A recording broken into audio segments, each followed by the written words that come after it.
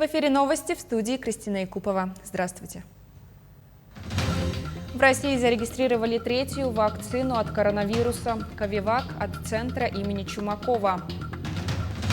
Власти Якутска планируют построить свыше 340 километров волоконно-оптической линии связи в пригородах города.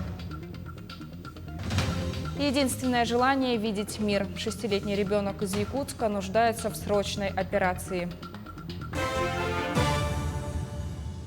Третью вакцину от COVID-19 зарегистрировали в России. Об этом сообщил премьер-министр страны Михаил Мишустин на совещании по теме обращения вакцин.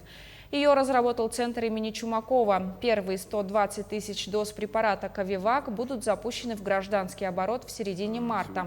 Процесс вакцинации от коронавируса в России идет достаточно успешно, отметил глава Кабмина.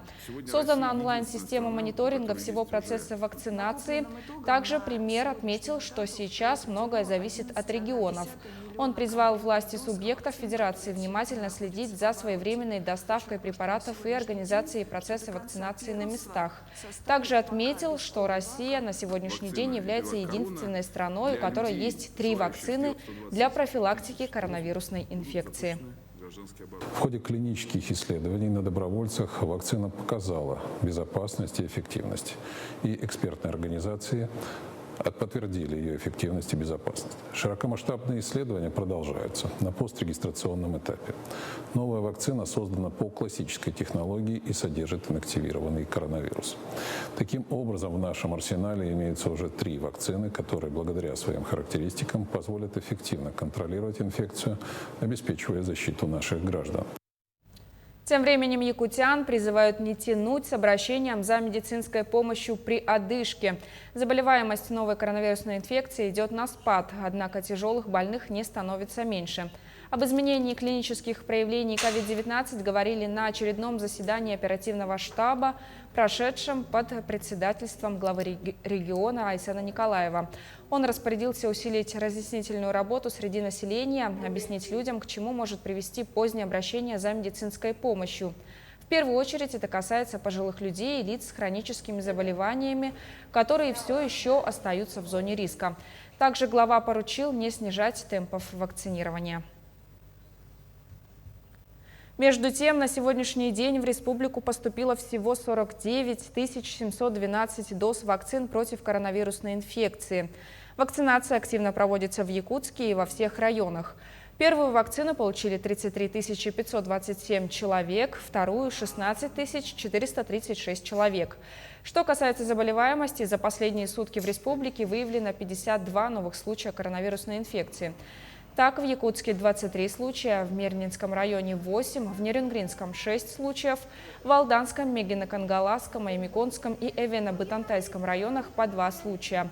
По одному в Амгинском, Вилюйском, Нижнеколымском, Тампонском, Усть-Алданском, Хангаласском и Чурапчинском районах. А в Нерюнгринский район сегодня поступила вторая партия вакцины «Спутник Ви». Напомним, первая партия уже использована в полном объеме. Привиты 1050 человек. Случаев серьезных побочных эффектов не зафиксировано. Желающих привиться много. Это лица старше 65 лет и работники предприятий. 700 доз для района недостаточно. О поступлении следующей партии вакцины будет известно после использования текущей. За то время, пока у нас не было вакцины, записалось через госуслуги 220 человек. Всех мы их приглашаем, проводим им вакцинацию. Также с сегодняшнего дня открыт портал госуслуги для записи на вакцинацию. Работает телефон колл-центра 59 133. Соответственно, работать будем сегодня, завтра, в понедельник, 23-го у нас выходной, и 24 числа мы также продолжим вакцинацию. И, наверное, такое количество вакцин мы закончим уже буквально к середине, на следующей неделе. К другим темам. Пригороды Якутска подключат к высокоскоростному интернету. Первыми доступ к оптоволокну получат уже в мае этого года жители села Марха, в том числе и микрорайона Сатал. Вопрос назрел давно, а пандемия коронавируса и переход на дистанционный режим показала, насколько проблема нуждается в быстром решении. Для выхода из ситуации администрация столицы подписала соглашение с компанией «Диапазон», которая за 2 года обеспечит интернетом пригородные поселки как в северном, так и в южном направлениях. В Мархе строительно-монтажные работы уже начались, после чего оптоволокно протянут через Тулагина, Капитоновку, Кангаласы, включая район Белого озера и Хаты-Нюрякского шоссе. Это порядка 249 километров волс с охватом распределительной сетью 15 тысяч домохозяйств. Далее работы будут продолжены в селах Хатас и Пригородное. Здесь к интернету подключат порядка 3000 домов. Как практика показала, когда мы начали обучаться на дистанционном обучении, у некоторых семей детей не было доступа к интернету. И вот мы очень обрадовались, когда в мае у нас будет доступ к высокоскоростному интернету, и все проблемы, которые сейчас выявились, надеюсь, все это решатся. Автобусы начнут курсировать из Якутска в спорткомплекс «Техтюр» с завтрашнего дня. Новый маршрут протяженностью почти 49 километров будет начинаться с 203-го микрорайона города. Отмечается, что оплата принимается только наличным расчетом, стоимость проезда составит 150 рублей. В Якутске чествовали ветеранов боевых действий и локальных войн. Встречу приурочили к празднованию Дня защитника Отечества. В торжественном мероприятии приняли участие заместитель председателя правительства республики Сергей Местников, министерства и ведомства, народные депутаты, ассоциации и общественные организации ветеранов боевых действий муниципальных районов.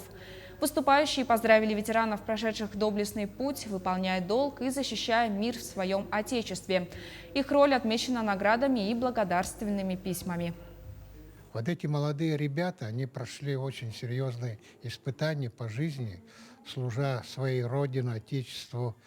И вот, вернувшись в мирную жизнь, они продолжают трудиться и, конечно, не забывают, что все-таки надо обращать внимание и на такую сферу в жизни, как участие в общественной жизни своего наследия, района, в сфере патриотического воспитания. Они вот объединяются в эти группы, и, естественно, мы в этом, как Республиканский совет ветеранов войны и труда, помогаем. На днях среди якутских пользователей соцсетей прогремела история многодетной матери Галине Посельской, оставшейся без света в собственной квартире. Виной всему, как утверждала девушка, послужила неисправная проводка. В проблеме разбиралась Саргылана Неустроева. В сентябре прошлого года Галина Посельская и 5 ее несовершеннолетних детей оказались без света. С тех пор в обиход семьи прочно вошли фонарик, гирлянды и даже свет от экрана телевизора. Просьбы о помощи управляющая компания дома игнорировала, а денег на замену неисправной проводки не нашлось. У нас в квартире перегорела вся проводка. Сначала ванна, кухня, коридор и последний вот зал. Ну, сейчас как-то так получилось. Где-то с сентября начал пропадать. Сначала мигал, потом погас вообще. Вспышками розетки бились, и выключатели тоже. Однако проблема оказалась куда глубже. От комментария управляющая компания ЖКХ «Строительный» отказалась, но заверила, за Галиной стоит огромный долг по счетам, а свет ей попросту отключили за неуплату. При этом после поднятой шумихи представители компании быстро сменили позицию. Свет Галине никогда не отключали, и сама она никогда на них не выходила. Ну, сначала мы звонили в ЖКХ, но там никак электрик не подошел. Потом вызывали платного, он нам такую цену заломил, 25, и материал весь с меня.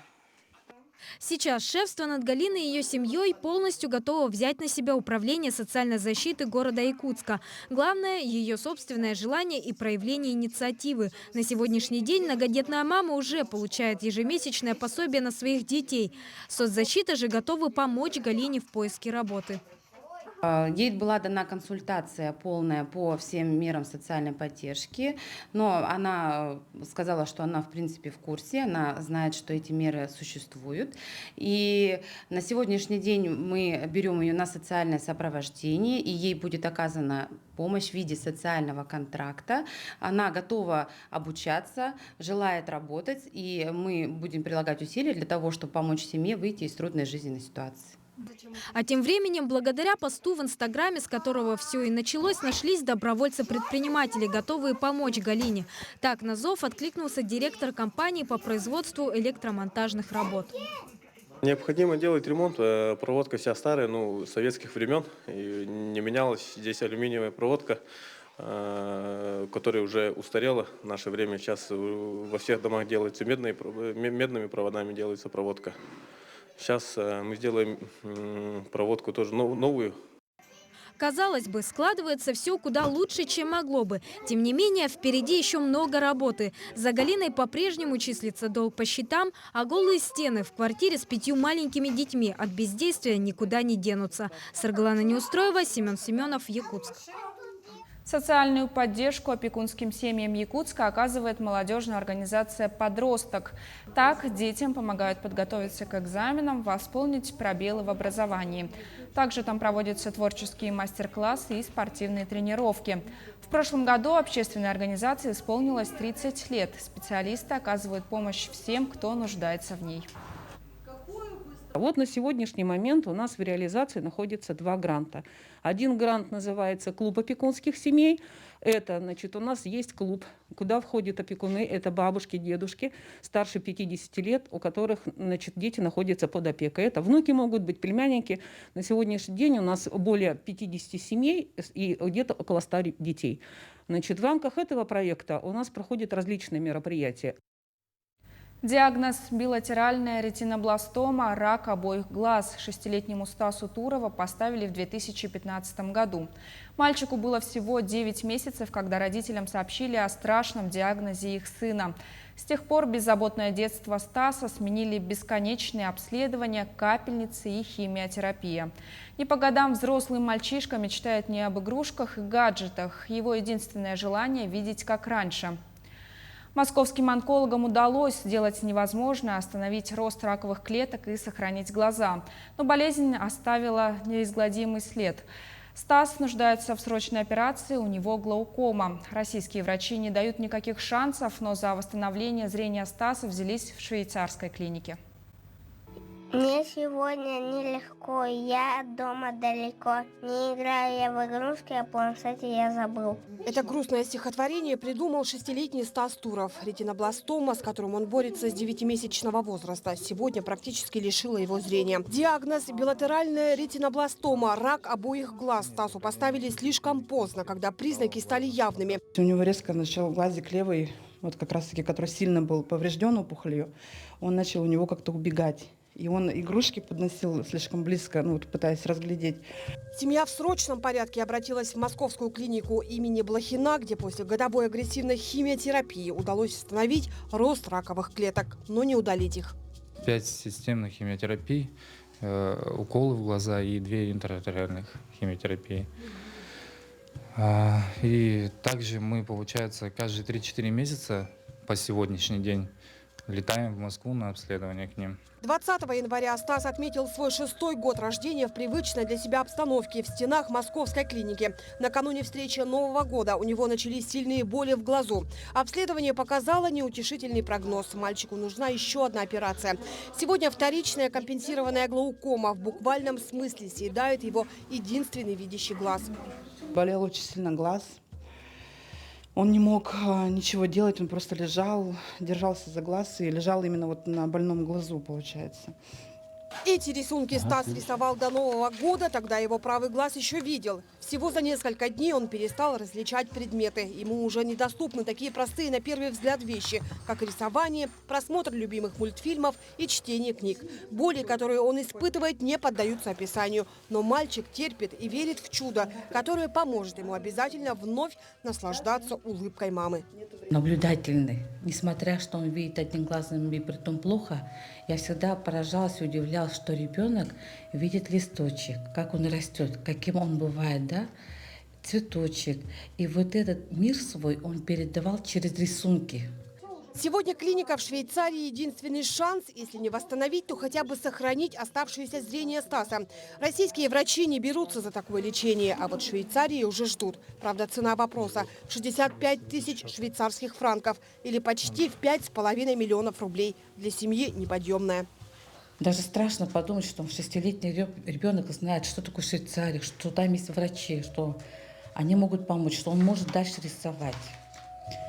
Помочь Стасу сохранить зрение и оставить их такими же красивыми и блестящими от любопытства может сегодня каждый.